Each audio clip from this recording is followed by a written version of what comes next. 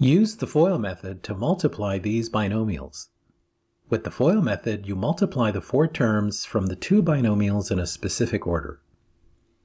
Multiply the first terms, then the outside terms, then the inside terms, then the last terms. So let's multiply these binomials. Fill in the terms here. So we get negative 5x minus 3x here, minus 7. Multiplying the first terms, minus 5x times 3x, so we write negative 5 times 3x squared. The outside terms, negative 5x and negative 7, so we get negative 5 times negative 7x. Then the inside terms, negative 3 and 3x, so we get negative 3, 3x, and then the last terms, negative 3, negative 7,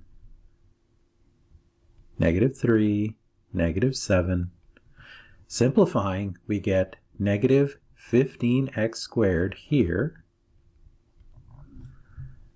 and then here we get negative 5 times negative 7 is positive 35x, and then negative 3 times 3 is negative 9x, and then this simplifies negative 3 times negative 7 to positive 21. Simplifying further, we get negative 15x squared. 35 plus negative 9 is plus 26x, and this is plus 21.